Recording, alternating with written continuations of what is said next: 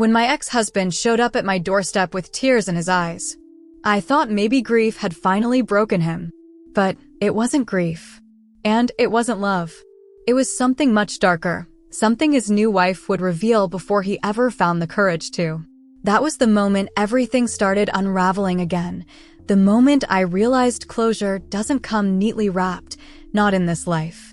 Sometimes it comes bruised, trembling, and half-truthful, wearing the face of the man you once loved. It was late afternoon, the kind of soft golden hour that makes even broken things look gentle. I had just come home from work, carrying a bag of groceries and humming to myself like I always do after long days.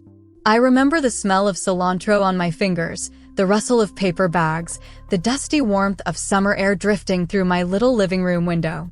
I wasn't expecting company. I wasn't expecting him. He stood there like a ghost someone forgot to bury properly, shoulders bent, eyes wet, wedding ring gone, but the pale circles still visible. For a second, I thought he was injured. Or drunk. Or both.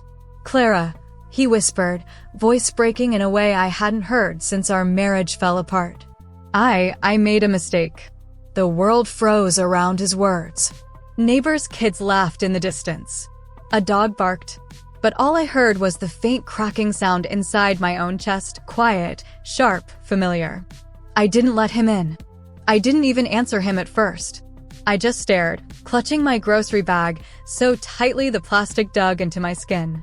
Because after everything he did, after the betrayal, the lies, the sleepless nights, this was the last thing I ever expected, my ex-husband begging to come back. And yet what's funny, what's cruel, is that for a brief second, a tiny wounded part of me wanted to believe him. Wanted to believe he had grown up. Wanted to believe karma had finally knocked some sense into him. But then, his new wife called me. Before he could explain anything, before he could twist a single thing in his favor, she reached out. And her truth? It was the kind of truth that doesn't just close a chapter. It burns the whole book. But I'm getting ahead of myself. Let me take you back to where things were before the storm arrived again, before the knock on my door, before the trembling voice, before the confession his new wife handed me like a blade. Back to the quiet life I had finally rebuilt. People don't talk enough about the silence after divorce, the clean, empty kind that feels like a room after someone moves out. It took me months to get used to it. Months to sleep without imagining someone breathing beside me. Months to make peace with the quiet hum of a refrigerator instead of whispered arguments at midnight. My little rented home isn't perfect, but it's mine. Mine to decorate, mine to breathe in, mine to come home to without fear of what mood might be waiting behind the door. Every morning, I make myself a single cup of coffee, black, just the way I've grown to like it, while sunlight washes over the kitchen tile. Sometimes I catch myself humming, sometimes talking to my plants like a woman who's rediscovered the beauty of conversations that never twist into fights. Work became my anchor. I'm a receptionist at a small dental clinic, nothing glamorous, nothing dramatic, just steady and warm. The smell of minty toothpaste, the soft buzzing of tools behind closed doors, the gentle chatter of children in the waiting room. It's predictable. Safe. My coworkers, especially Jenna, became my small circle of joy. We laughed about patients who forgot their appointments, shared cheap bakery pastries during lunch breaks, and talked about TV shows we loved and men we didn't. And every evening, when the sun dipped behind the rows of houses on Maple Street, I'd take a slow walk around the neighborhood. Elderly couples gardening, teenagers on bikes, parents pushing strollers. Ordinary life. Something I once thought I'd lost forever. I didn't date much after the divorce. Not because I didn't want love again, but because I was finally learning how to love peace. And peace can be intoxicating once you realize how rare it truly is. My ex, Mark, had remarried quickly, scandalously quickly, if I'm being honest. 2 months after papers were signed, he was already posting engagement photos with a woman named Kayla. Younger, beautiful, always smiling like the world was a place created just for her. I told myself I didn't care. I told myself it was closure. But closure doesn't always mean healing. Sometimes it just means the wound is covered, not cured. The truth is, a part of me still flinched whenever I heard his name. Not out of love, but out of memory. Our marriage had been a slow unraveling full of small lies, cold distance, little betrayals that piled up until they felt like furniture in the house. You stopped noticing them, but they never stopped crowding you. And then came the big betrayal. The one he swore wasn't cheating because it only happened once. The one that ended everything. I rebuilt myself from that rubble. Piece by piece. Quietly. And for 2 whole years, life was stable. Calm. Predictable. Until the day he showed up on my doorstep, eyes full of regret. Until the day his new wife, his smiling, perfect wife, sent me a message that would shake everything loose again. It began with a phone vibration I almost ignored. A number I didn't recognize. A short message. "Hi, I'm Kayla, Mark's wife. I need to talk to you. Please, it's important." I remember staring at the screen so long the light dimmed. My first instinct was annoyance. My second was dread. Why would she be contacting me? And why did her message feel urgent? I put the phone down and tried to make dinner, simple pasta with leftover vegetables. But my hands were shaky, my thoughts noisy. The smell of garlic sizzling felt too strong, too sharp, as if the whole room sensed something approaching. When I sat down to eat, the message still sat there on my phone screen, glowing like an open door I didn't want to walk through. After 10 minutes, she sent another one.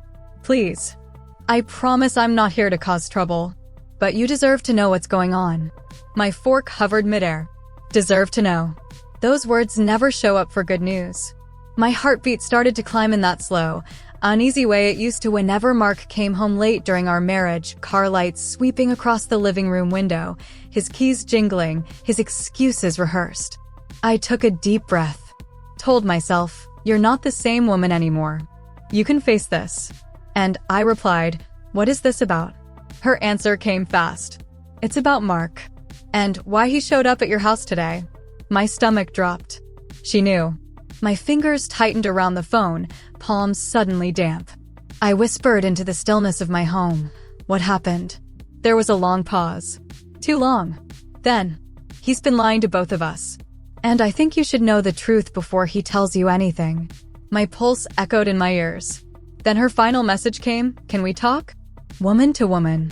I didn't know it yet, but that message was the beginning of the end, the unraveling of secrets neither of us knew we were living inside of. I didn't sleep much that night.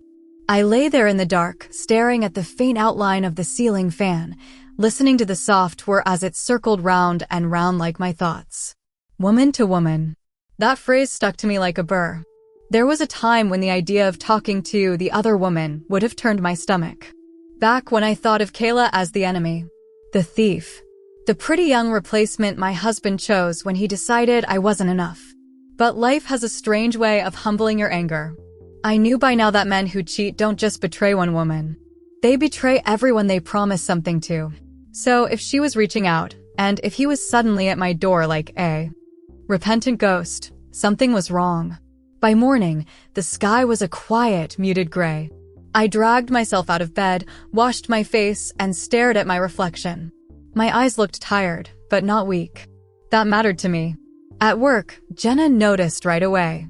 "You okay?" she asked, leaning on the counter with a file pressed to her chest. I hesitated. "It's Mark." She winced in that sympathetic way only a friend who's heard the whole story can. "What did he do now?" "Don't tell me he wants money." I let out a humorless laugh. "Worse. He wants forgiveness." Her eyebrows shot up. "Oh no. No, ma'am.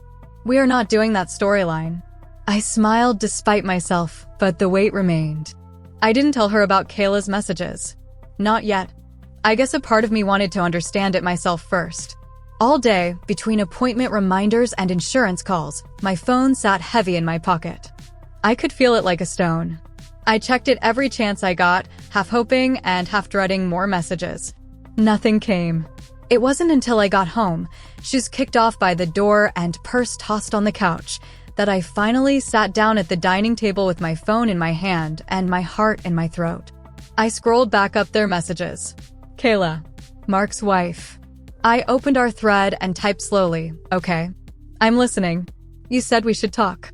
Her reply came almost immediately, like she'd been sitting there, waiting. "Thank you.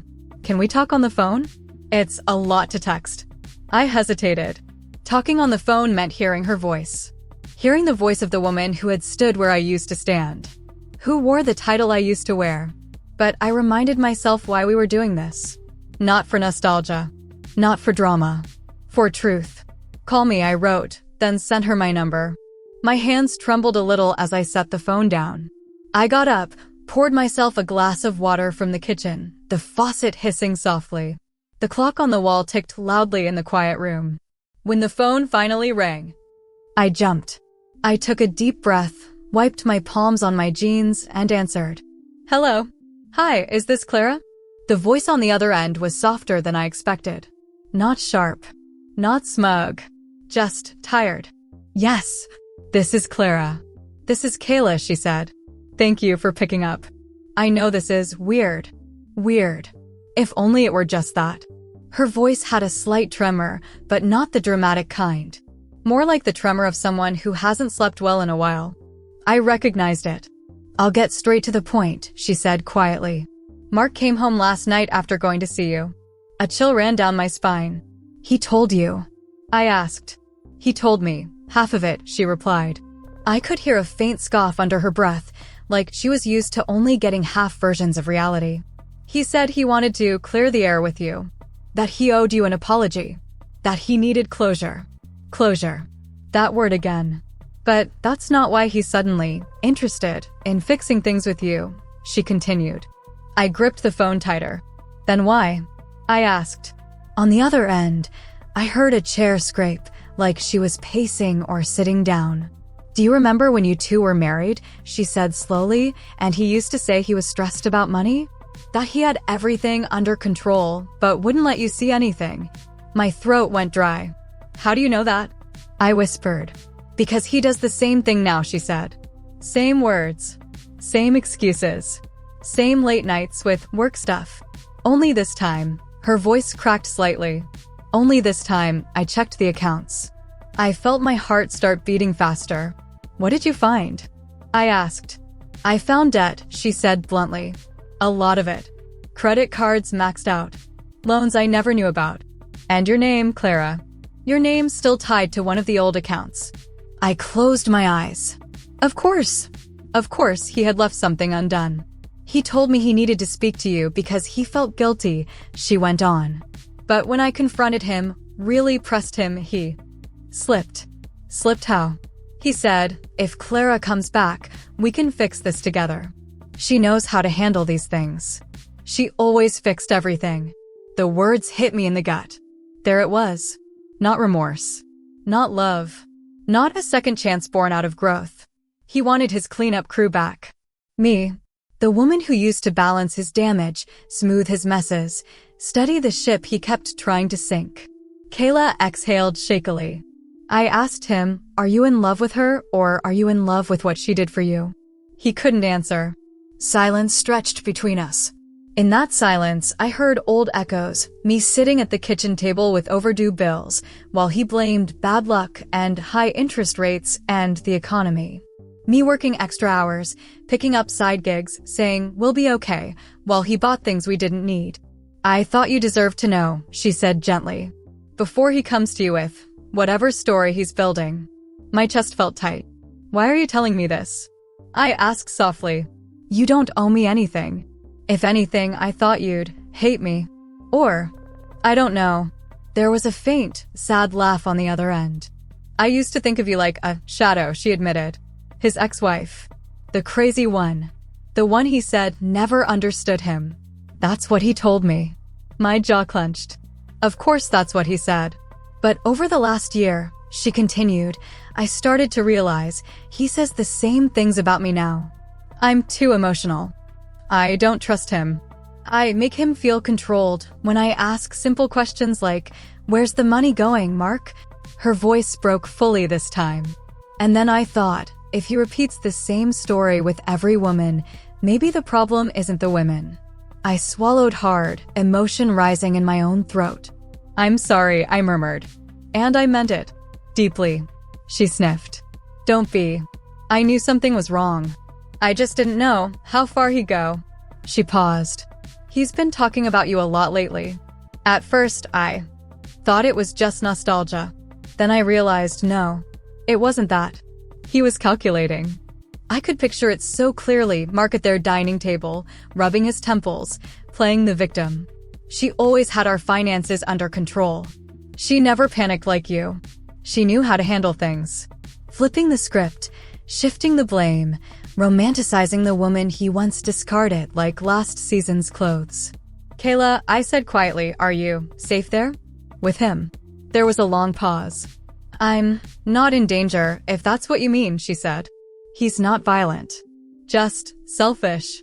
And desperate now. Desperation. The same desperation that had driven him to my doorstep. The pieces started to form a picture, sharp and clear. He was in serious financial trouble. He was cornered. His charming smile, his quick excuses, they couldn't cover the numbers anymore. So he reached for the familiar solution, the woman who once bailed him out. Me. I just needed you to know, Kayla said softly, that if he tells you he's changed, it's not the whole story. He's scared. Of the debt. Of losing the house. Of what happens when everything crashes. And when he's scared, he looks at the women in his life like lifeboats. Her words sat heavy between us. I stared at the wall in front of me, at a framed picture of a sunset I'd taken on a solo trip after the divorce. I'd gone to the beach alone, stood barefoot in the sand, and promised myself, I will not drown for someone else again. Thank you, Kayla, I said finally, for telling me. I know that wasn't easy. It wasn't, she admitted. But I kept thinking, if I were you, I'd want another woman to warn me. Not out of spite. Out of solidarity. We sat in silence for a moment, two women tied to the same storm in different seasons. Then she said something I didn't expect. He asked me to help him convince you, she whispered. He wanted me to come with him. To your house. To show you we were on good terms. To make you think. He'd matured. Her voice tightened. I told him no. I told him if he wanted forgiveness, he'd have to tell you the truth. And I knew he wouldn't. That's when I realized Kayla wasn't calling me to team up against him. She was calling to free herself from being his accomplice. And, in a way, to free me too. Clara, she said, voice barely above a whisper, you don't owe him anything. Not another chance. Not another explanation.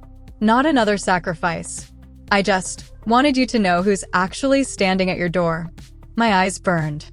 Not a changed man, I murmured. She exhaled. No, a frightened one. That night, after we hung up, I sat alone at my table long after the sun went down, the only light coming from the small lamp beside me. Mark's visit to my doorstep no longer looked like romance. Or regret. Or fate. It looked like strategy. And for the first time since the divorce, I didn't feel weak remembering him. I felt warned. And I knew one thing, if he wanted to talk again, it wouldn't be on his terms. It would be on mine. I didn't plan to see him again. I truly didn't. After that call with Kayla, I told myself that whatever unfinished emotional thread had been tugging at me was now cut clean. Truth can be painful, but it can also be a relief, the kind of relief that feels like washing a wound with salt water. It stings, but it saves you. But avoidance only works as long as the other person respects distance. Mark never did. 2 days later, he showed up again. Same doorstep. Same defeated shoulders. Same rehearsed pain. Except this time, I wasn't caught off guard. I saw him through the peephole, saw the way he kept looking over his shoulder, like the world was closing in behind him. He knocked once. Twice. Then said my name softly through the door. Clara, please. I just want to talk. The version of me from 2 years ago, she might have opened the door. She might have softened at the way his voice trembled. She might have swallowed her hurt and offered him a seat, a glass of water, the benefit of the doubt. But the woman I had become? I didn't open it. I spoke through the door. What do you want, Mark? I heard him let out a breath, frustrated, tired, maybe both. I want to explain, he said. I want us to talk. Just talk. Face to face. You already said what you wanted last time. That wasn't enough, he insisted. Please, Clara. I need to see you. Need. Such a heavy word. And so often misused. Why? I asked, my tone steady. Silence. Then he said the one thing I had been waiting for him to admit, not to me, but to himself. Because everything's falling apart. I felt the air in my chest still. He continued, voice cracking like ice breaking under weight. The house, the bills, the loans, the business, everything is collapsing. I messed up. I know I did. I know I always relied on you to fix things. And I thought, maybe, his voice grew small. Maybe you could help me again. There it was. The truth behind the tears. Behind the trembling voice. Behind the desperation. Not love. Not regret. Not healing. Financial ruin. You want me to fix your life again, I said slowly. Like I used to. No, he rushed. Not like that. I need someone who understands me. Someone who knows how to handle things. You always kept us afloat, Clara. You always knew what to do. I closed my eyes, hand resting against the cool wood of the door. I remembered too well. Every paycheck of mine stretched to cover bills he forgot. Every emergency fund I built that he drained. Every late-night panic attack hidden under the soothing lie. It's okay, Clara, we'll figure it out. But I was the one who figured it out every time. You didn't come here for closure, I said quietly. You came here because you think I'm your solution. No, he protested. No, that's not fair. I came because I still care about you. I almost laughed at that. Does Kayla know you're here? I asked. His breath hitched. He didn't answer. And that was answer enough. She told me everything, I said. Silence fell heavy. Then what? His voice sharpened. What did she say? She told me about the debt, I said. About the loans. About my name still tied to an old account. A long, shaky exhale. I was going to tell you, no, you weren't. He let out a small, helpless sound. Then, I'm scared, Clara. I know, I replied. But fear doesn't make you honest. Outside the door, I heard him shift his weight, pacing or trying not to cry, I couldn't tell. Look, he said softly. I'm not asking for us to get back together. I just need help. And I thought he swallowed hard. We had history. I thought maybe that counted for something. History. The kind that leaves scars. A long silence stretched between us, thick as fog. Mark, I said at last, you can't show up at my door when your world collapses and expect me to hold it up for you. That's not love. That's dependency. He let out a bitter breath. I knew you'd say that. You always twist things. No, I said sharply. I'm untwisting them. There's a difference. His footsteps stopped. You don't understand, he murmured. I didn't come here to use you. You came here because you ran out of places to hide, I replied. That landed. I could feel it through the door. You think I'm some kind of monster, he whispered. No, I said. I think you're a man who refuses to face himself. So you keep running to the women who once loved you, praying they'll fix the things you broke. He didn't speak. He didn't deny it. He didn't argue. Because somewhere deep inside, even he knew it was true. I leaned my forehead gently against the door. You have a wife now, I said softly. A woman who still believes there's something worth saving in you. Go fix things there. Not here. But she doesn't understand me like you do. That's because she hasn't spent her best years trying to save a sinking ship, I said quietly. Not yet. He made a sound soft, wounded, angry. She betrayed me by calling you, he said suddenly. No, I corrected. She protected herself. And she warned me. That's not betrayal. That's courage. I heard him inhale sharply, then exhale through clenched teeth. Clara, please, he said one last time. I'm asking for help. And I'm saying no. He fell silent. The kind of silence that comes when the last lifeline slips away. After a long moment, I heard him step back from the door. Take care of yourself, he said, voice hollow. You too. A few seconds later, his footsteps faded down the stairs, disappearing into the heavy quiet of the building hallway. I didn't watch him leave. I didn't reopen the wound. I just stood there, listening to the silence he left behind, not the painful silence of abandonment, but the peaceful silence of a chapter finally closing. I thought that was the end. But I was wrong. Because the next morning, I woke to a message from Kayla, this time with a photo attached. A photo I never expected to see. And that photo, that single image, would change everything. Kayla's message came at 7:12 a.m. I was still in bed, half awake, the soft gray morning light slipping through my curtains. My phone buzzed once, twice. I reached for it, expecting a work reminder or a spam email. But her name flashed across the screen. Kayla, unknown number, I think you should see this. Under it was a single photo. For a few seconds, I didn't open it. I just stared at the thumbnail, dim, grainy, taken in low light. Something about it felt off, heavy.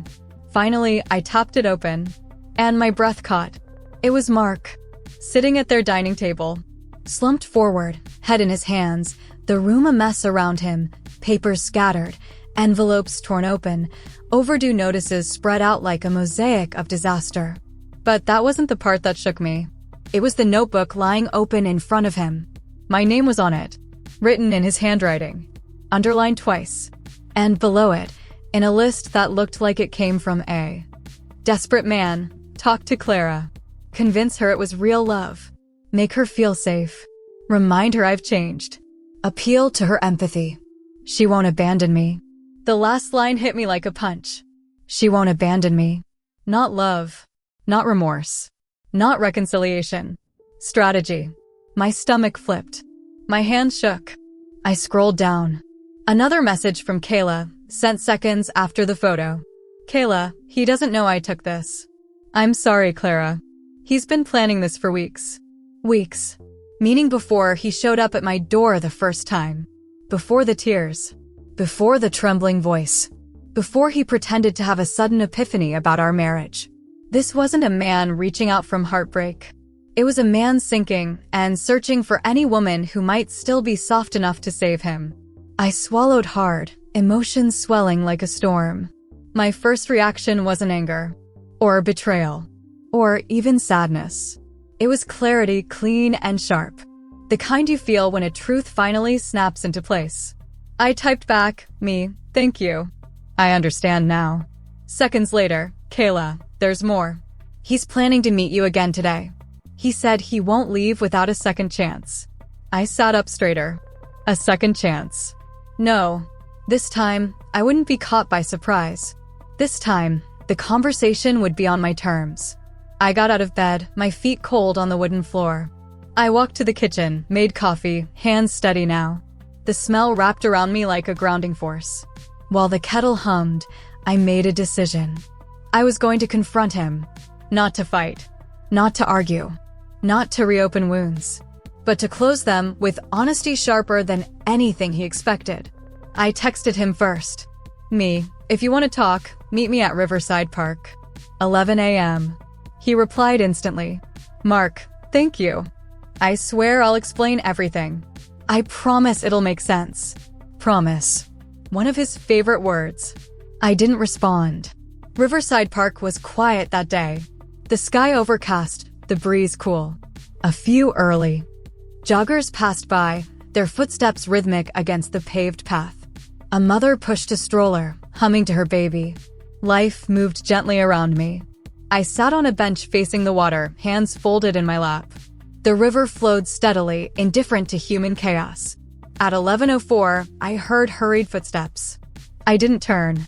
He sat down beside me, leaving a respectful gap, like he was afraid to get too close. Thank you for meeting me, he said softly. I nodded, but kept my gaze on the water. Clara, he started, I know things look bad right now. I know I hurt you. I know I made mistakes. Stop, I said calmly. He blinked, startled. No more rehearsed speeches, I continued. Just answer a question. He swallowed. Okay. Did you write my name in a notebook with a list of ways to convince me to take you back?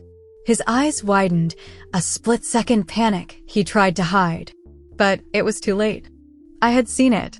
Clara, yes or no, I pressed, voice steady. He looked away, jaw tightening. Then, in a low voice, yes. The air felt strangely lighter after he said it. Truth has a way of clearing fog. He rubbed his face with both hands. I didn't mean for it to look like that. I was just organizing my thoughts. Organizing, I repeated quietly. Is that what you call manipulation now? He flinched. I wasn't manipulating you. Then what were you doing? I asked. Listing strategies. Emotional levers. Weak spots. Memories you thought you could twist. What is that if not manipulation? His mouth opened, then closed. The silence between us grew deeper. Not heavy, just honest. Finally, he exhaled. "I'm drowning, Clara," he whispered. "Everything is collapsing." I didn't know who else to turn to. "You turned to me," I said, "because you think I'm still the woman who would set herself on fire to keep you warm." His eyes filled with tears. "I loved you. You loved the stability I gave you," I corrected. "You loved the version of yourself that existed in our marriage, the man who didn't have to take responsibility because I did it for you." He looked down. "I didn't come here to hurt you." "No," I said gently, "but you came here willing to use me." He opened his mouth again, but I held up a hand. "And I won't let you." His shoulders sagged. "So that's it? You won't even consider giving me a chance?" "I already gave you a chance," I replied. "For 10 years. I gave you chances until there was nothing left of me but exhaustion." His voice cracked. "But things are different now." "They're not," I said, cutting him off. "You're doing the same thing. Running away from your failures and into the arms of a woman you think will fix them." He looked at me with something like disbelief, like I had said the one sentence he hoped I'd never realize. "Clara," he whispered, "don't do this. Don't turn your back on me." I turned to him then, meeting his eyes fully for the first time. "I'm not turning my back," I said softly. "I'm stepping out of the way so you can face the life you built for yourself." His face crumpled. I stood. "You have a wife," I reminded him gently. "She deserves honesty. And you deserve the chance to finally grow, without leaning on the women who loved you more than you loved yourself." He didn't follow me. He didn't call out my name. He just sat there, quiet, small, and broken in a way that had nothing to do with me anymore. For the first time, I saw him clearly, not as the man I once married, nor the villain I built in my mind. Just a human being stuck in his own patterns. And I walked away with a strange peace, not triumph, not revenge, just closure, the quiet, clean kind. I thought that was the end of the story. But the next week, everything went public. And not because of me, because of him. I didn't expect the fallout to happen so quickly. In my mind, the story would quietly end at that park bench, the two of us parting ways, his desperation fading into the background of my life, my piece slowly stitching itself back together. But people like Mark don't let endings stay neat. They unravel them. They trip over the loose threads themselves. And that's exactly what happened. It started the following Thursday morning. I was at the clinic early, turning on the lights and wiping down the front desk. The radio played something gentle in the background, one of those soft pop songs that feels like warm coffee and early morning sun. Everything felt normal, predictable, peaceful. Until Jenna burst through the front door with her phone held out like it was on fire. "Clara," she whispered, eyes wide. "You need to see this." I frowned. "What did someone call out? Did we double book again?" "No," she said urgently. "It's about him." I froze. She took a breath, then flipped her phone around. A Facebook post. From Kayla. My heartbeat thudded once, hard. At the top of the post was a picture. The same picture she'd sent me privately. The one of Mark sitting at their table surrounded by debt envelopes, fingers tangled in his hair, my name written at the top of a planning list like a lifeline he wasn't entitled to. But now the caption was public. And brutally honest. Megaphone Kayla Harper. I'm done protecting a man who won't protect me. Last night, I found out my husband has been lying to me and to his ex-wife for months. I found notes where he planned to use both of us to fix the financial mess he created. He told me I was overreacting, misunderstanding, and being dramatic. But the evidence is right here. Photo. If you've ever been manipulated, gaslit, or blamed for someone else's actions, you'll understand why I'm posting this. This is not revenge. This is survival. I will not carry the consequences of a man who refuses to carry any of his own. There were hundreds of comments. Support, sympathy, shock, and about 30 from people who clearly knew Mark, coworkers, distant family members, old friends, all painting a picture I recognized too well. He did the same thing to me when we worked together. He always blamed everyone else. I warned you about him. This makes so much sense now. A life pattern on display. A truth finally spotlighted. My throat tightened. This is a lot, I whispered. Jenna nodded quickly. Girl, this is a whole storm. And look, she scrolled. Another post. This one from his business partner. Megaphone Jeremy. For those asking about the situation, yes, Mark owes money. Yes, it's more than he admitted. And yes, we've been struggling because of his poor decisions. We're restructuring without him moving forward. A restructuring without him. His entire world was collapsing. His business. His marriage. His public image. Everything. All the things he built on shaky ground were finally giving way. I stared at the screen for a long moment, my fingers numb. I didn't feel happy. I didn't feel vengeful. I felt something else entirely, relief. Not because he was suffering, but because the truth was no longer mine to carry alone. It was out in the world. Exposed. Acknowledged.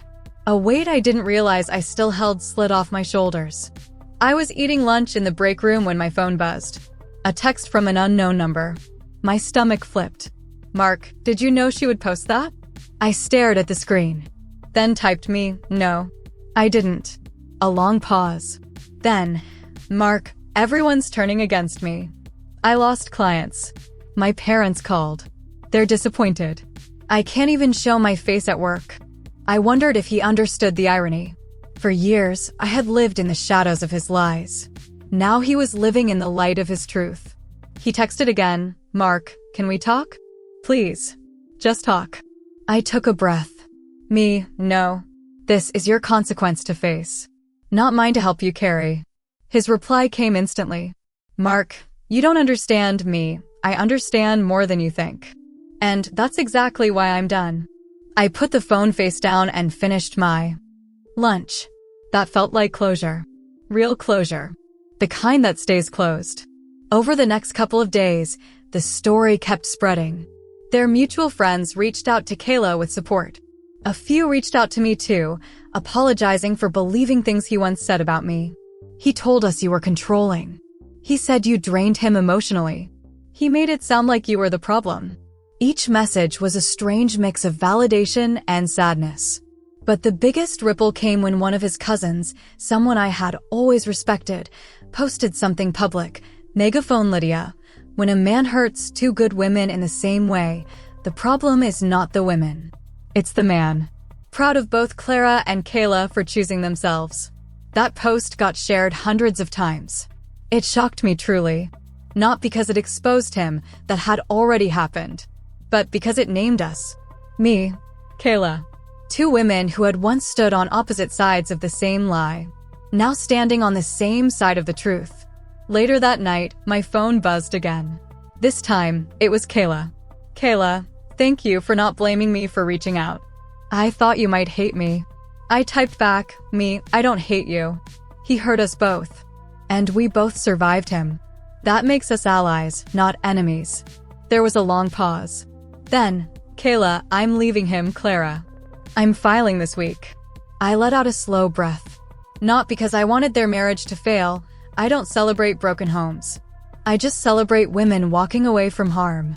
Me, I'm proud of you. Truly. Her reply was immediate. Kayla, I couldn't have done this if you hadn't shown me what self-respect looks like.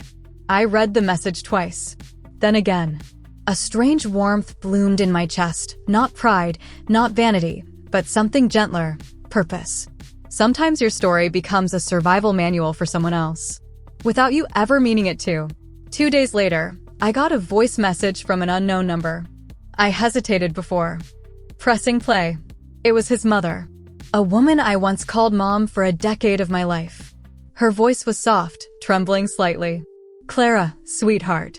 I just wanted to say I'm sorry. For everything he put you through. For not seeing it sooner. For believing him over you.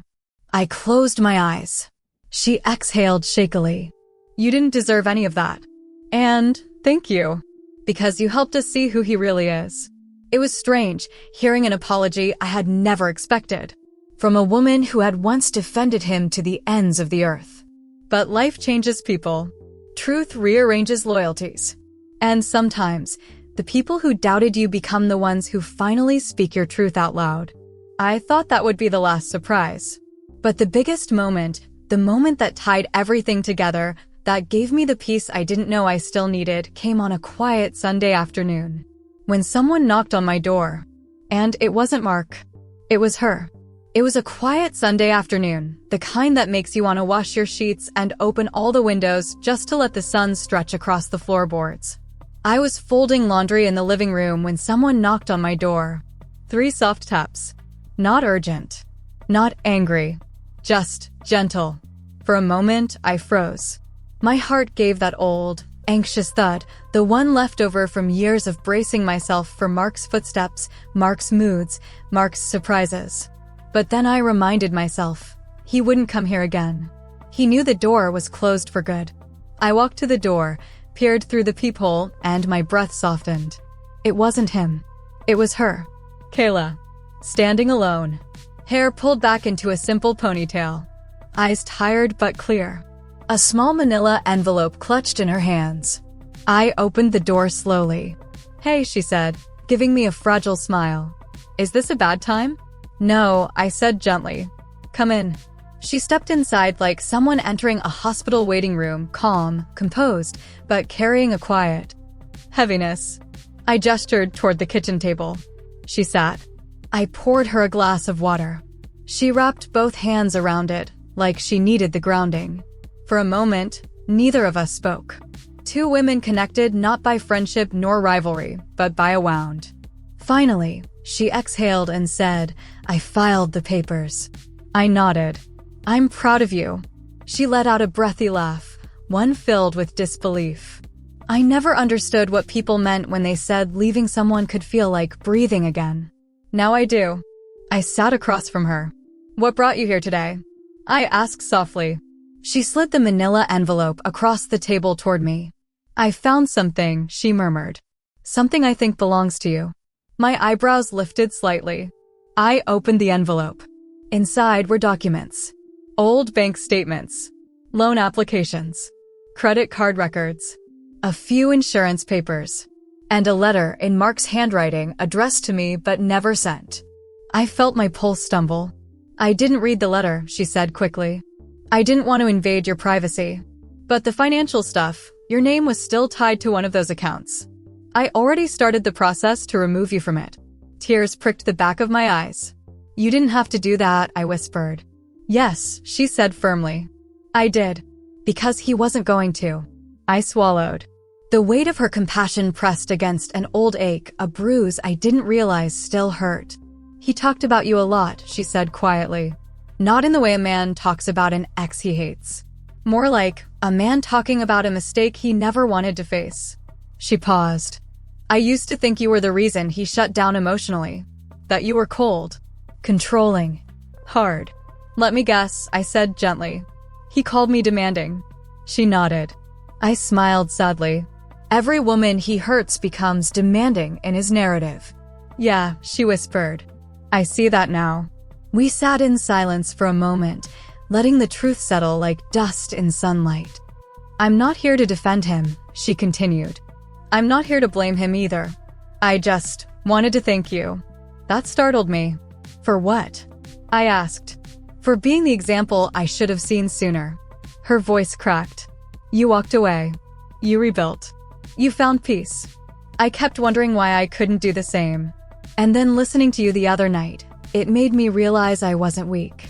I was simply still in the storm. I felt something inside me loosen, like a knot I'd carried for years finally softening."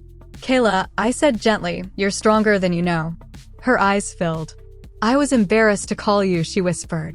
"I thought you'd see me as the girl he left you for.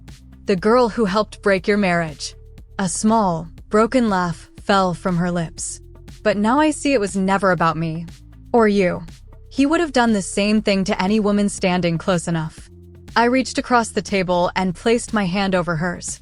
"It wasn't your fault," I said firmly. "None of it." Her shoulders shook once, the quiet grief of someone letting go of blame. "I'm moving back to my mother's for a while," she said. "Starting over. Figuring out who I am again." "That's a brave step." She smiled softly. "I think you planted that seed." I felt tears rising again, not painful ones, but the kind that warm your soul. "Thank you," she whispered, "for talking to me, for not treating me like an enemy, for showing me what moving on can look like." "I'm glad you came," I said honestly. "Truly." She stood and picked up her bag. I walked her to the door. Before she stepped out, she turned back. "I hope you find a love that never asks you to shrink," she said quietly. "You deserve that." "And you," I replied, "deserve a love that doesn't fear your strength." Our eyes held one last moment, two women who walked through the same fire, now stepping out on opposite sides with soot on their hands, but air in their lungs. Then she left, and the door closed behind her. With a soft, final click. The days that followed were quieter, softer. It felt like the aftermath of a storm, air clean, ground damp, sunlight timid but present. I took long walks again. I rearranged my living room. I bought myself fresh flowers. I even started journaling, something I hadn't done since I was 17.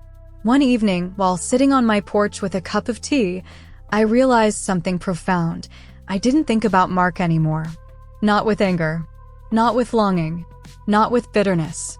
Just neutrality. He had become a chapter, not a wound. A lesson, not a loss. And that, more than anything, felt like healing. I didn't intend to speak to him again. But fate has an odd sense of timing. He called me one evening, 2 short rings before I answered. His voice was quiet, deflated. "Clara," he said, "I just wanted to say, thank you." "For what?" I asked calmly. "For telling me no," he whispered. "For not getting dragged back in. For making me face myself." I didn't respond. "There's no one left to blame now," he continued. "Just me. And maybe that's what I needed." Another silence. "Take care of yourself," he said softly. "You too," I replied. And that was it. No tears. No dramatic goodbye. Just a closing door gently shutting for the final time. Life didn't suddenly turn magical. There was no new romance waiting in the wings. No glittering transformation. Just peace. Real, earned, ordinary peace. I learned to love my own company. I learned to sleep without fear. I learned to walk through my home knowing every object, every choice, every corner reflected me, not someone else's chaos. And that was enough. More than enough. Sometimes healing doesn't come wrapped in flowers or apologies. Sometimes it arrives in the form of a woman you once thought was your replacement, standing at your door with truth in her hands and courage in her eyes. And sometimes, the very person who broke you becomes the one who teaches you the most about your strength, not through love, but through loss. Not through loyalty, but through disappointment. Not through staying, but through leaving. When I look back now, I don't see a heartbreak. I don't see a marriage that failed. I see a version of myself I had to outgrow. A chapter that needed closing so a gentler one could begin. And I see 2 women, me and Kayla, choosing peace over pain, truth over silence, self-respect over fear. We didn't leave because we hated him. We left because we remembered ourselves. Life has a quiet way of bringing you the closure you didn't know you still needed. Sometimes it arrives in a phone call. Sometimes in a photo. Sometimes in a conversation on a park bench. And sometimes, it arrives simply as the sound of your own voice finally saying, no more. So now I'll leave you with a question, my friend, one I had to ask myself too. If someone came back into your life tomorrow, asking for the version of you that no longer exists, would you let them in? Or would you finally choose yourself? Let me know down in the comments. And if this story touched you even a little, don't forget to subscribe, share, and come back for more. We heal together around here.